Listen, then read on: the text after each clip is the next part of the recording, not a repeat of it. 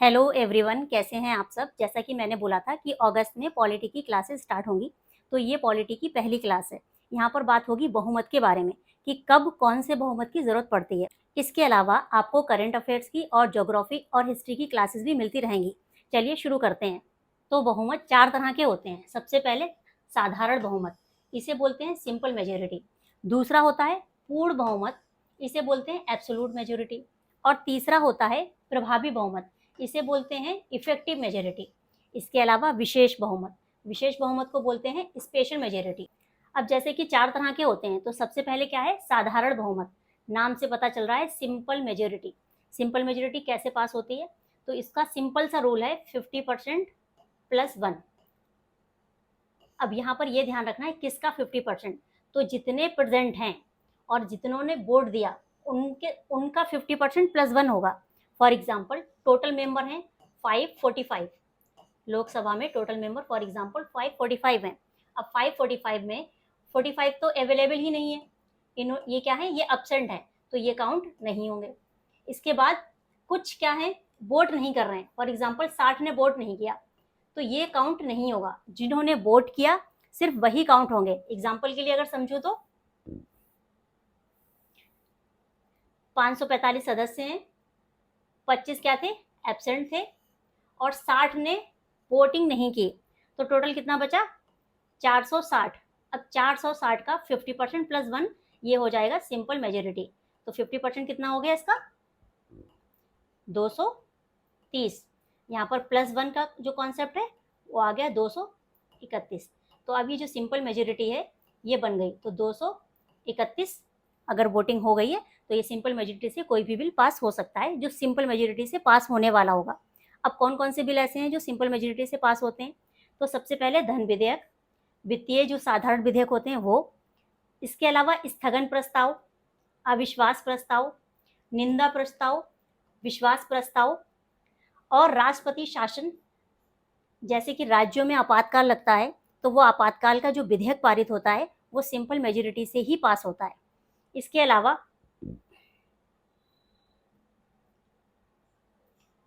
वित्तीय आपातकाल, अभी तक भारत में कभी भी वित्तीय आपातकाल नहीं लगा है, तो अगर वित्तीय आपातकाल लगना होगा तो सिंपल मेजोरिटी से ही उसका विधेयक पास होगा। सिंपल मेजोरिटी उसके लिए चाहिए होती है। इसके अलावा लोकसभा के अध्यक्ष और उपाध्यक्षों का चुनाव करना, अगर इनके इलेक्शन से रिलेटेड कोई भी विधेयक है तो वो किससे पारित होगा, सिंपल मेजोरिटी से ही पारित होगा। ठीक है। अब क्या है, अब यहाँ पर 368 आपको दिख रहा होगा। 368 ये सिंपल मेजोरिटी नहीं है, ये है स्पेशल मेजोरिटी। अब यहाँ पर 68 क्यों दिखा रहा है, यहाँ पर इसलिए दिखा रहा है क्योंकि 68 एक ऐसा विशेष बहुमत है जहाँ पर राज्यों के 50%, मतलब टोटल राज्यों के 50% का समर्थन चाहिए होता है। अब टोटल राज्यों का अगर 50% का समर्थन चाहिए तो वहाँ की जो विधानसभाएं हैं वहाँ पर जो बहुमत पारित होगा वो सिंपल बहुमत पारित होगा। तो 368 तो स्पेशल है, लेकिन इसके लिए जो 50% का अनुसमर्थन चाहिए, वो अनुसमर्थन के लिए, सपोर्ट करने के लिए वहाँ पर जो वहाँ की विधानसभाओं में विधेयक पारित होगा वो कौन सा होगा, वो सिंपल होगा। जैसे कि लिखा हुआ भी है कि संविधान संशोधन विधेयक में राज्यों द्वारा अनुमोदित, यानी कि राज्यों द्वारा समर्थित केवल राज्य विधानमंडलों में साधारण बहुमत की आवश्यकता होगी। तो ये बात स्पेशली याद रखनी है कि 368 तो स्पेशल मेजोरिटी है, लेकिन 368 में जो 50% राज्यों का अनुसमर्थन चाहिए वहां के लिए सिंपल बहुमत ही चाहिए। ठीक है। अब इसके अलावा और आगे समझ लेते हैं। अब यहाँ पर इसको कार्यात्मक या फिर कार्यकारी बहुमत भी कहा जाता है। किसको, सिंपल मेजोरिटी को। जो साधारण बहुमत है उसमें उपस्थित और मतदान करने वाले जो सदस्य होते हैं वही 50% काउंट होते हैं। सबसे ज्यादा यूज होने वाला ये बहुमत है। इसके अलावा जहां पर ये क्लियर ना हो कि कौन सा विधेयक पारित होना है और किस मामले से रिलेटेड है, तो वहां पर भी साधारण बहुमत ही चाहिए होगा। फॉर एग्जाम्पल ये क्लियर ही नहीं है, ये स्पष्ट ही नहीं है कि वो किस प्रकार का बहुमत की आवश्यकता है, तो उस टाइम क्या होगा कि साधारण बहुमत ही पारित होगा, साधारण बहुमत का यूज ही किया जाएगा। नेक्स्ट है पूर्ण बहुमत। पूर्ण बहुमत क्या होता है, एब्सोल्यूट मेजोरिटी। जो एब्सोल्यूट मेजोरिटी होती है, अब इसको समझने के लिए सबसे पहले अभी क्या समझा, सिंपल मेजोरिटी समझा। तो सिंपल मेजोरिटी में क्या था कि प्रेजेंट जो है और जिन्होंने वोटिंग किया है उनका 50% प्लस 1 काउंट होगा। यहाँ पर बस इतना याद रखना है कि खाली सीटें भी काउंट होंगी। सिंपल सा है कि खाली सीटें काउंट होंगी, मतलब जो वैकेंट सीट है जहाँ पर सांसद नहीं है वो सीटें भी काउंट होंगी। तो दोनों में डिफरेंस क्या है? सिंपल में क्या है कि 50% प्लस 1 जो बोर्ड दे रहे हैं, जो प्रेजेंट है और जो बोर्ड दे रहे हैं। लेकिन यहाँ पर क्या है कि सदन की कुल सदस्यता का 50% से अधिक, यानी कि टोटल 50% प्लस 1। अब इसे कैसे समझते हैं? यहाँ पर देखें अगर लोकसभा के मामले में, तो लोकसभा के मामले में क्या होगा कि 50% सीट्स, फॉर एग्जाम्पल लोकसभा की सीट है 543, तो यहाँ पर 50% प्लस 1। ठीक वैसे ही राज्यसभा में भी 50% प्लस 1। लेकिन यहाँ पर एक बात याद रखनी है, ये याद रखना है कि ये जो पूर्ण बहुमत होता है वो डायरेक्ट यूज नहीं किया जाता है, ये विशेष बहुमत में एज ए कंपोनेंट यूज किया जाता है। नेक्स्ट है प्रभावी बहुमत, इफेक्टिव मेजोरिटी जिसे बोलते हैं।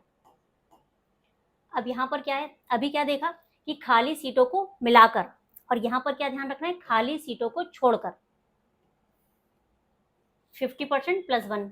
हर जगह कॉन्सेप्ट क्या रहता है कि 50% प्लस 1 का रहता है, लेकिन सदन की प्रभावी संख्या के 50% से अधिक बहुमत से इसमें खाली सीटों को छोड़कर, इसमें मिलाना नहीं है, एब्सोलूट जो अभी पूर्ण बहुमत था उसमें मिलाना है, लेकिन यहाँ पर क्या है कि खाली सीटों को छोड़ देना है। अब एग्जाम्पल के लिए अगर देखें तो लोकसभा में मान लिया कि 545 सीट है, 545 सीटों में 5 सीटें खाली हैं, तो यहाँ पर खाली सीटें काउंट नहीं होंगी।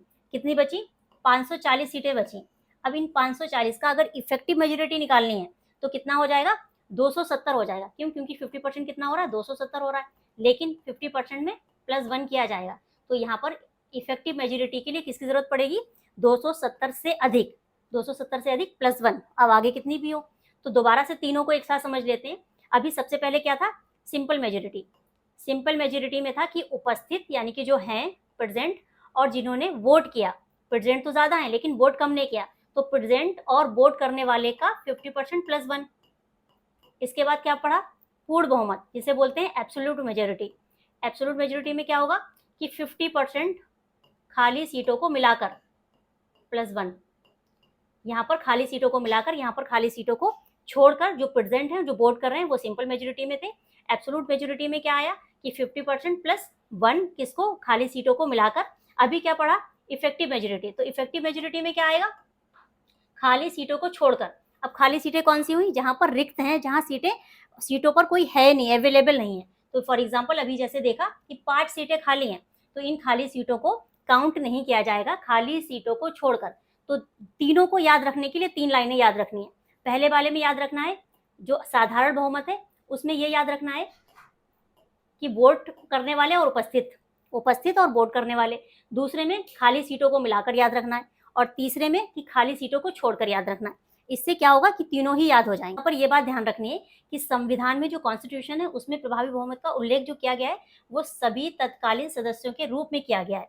अब इसके एग्जाम्पल अगर देखें कि ये कहाँ कहाँ यूज होता है इफेक्टिव जो बहुमत है, उसको देख लेते हैं।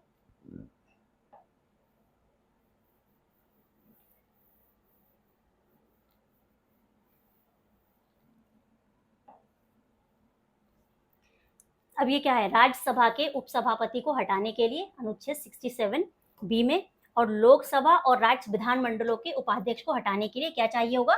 हमें इफेक्टिव मेजोरिटी चाहिए होगी। इस बात को ध्यान रखना है।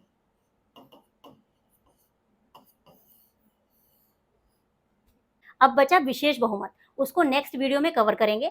आई होप आपको ये जानकारी क्लियर हो गई होगी। ऐसी ही वीडियो देखने के लिए मेरे चैनल को सब्सक्राइब करिए। आगे वीडियो आपको हर टॉपिक की मिलती रहेंगी।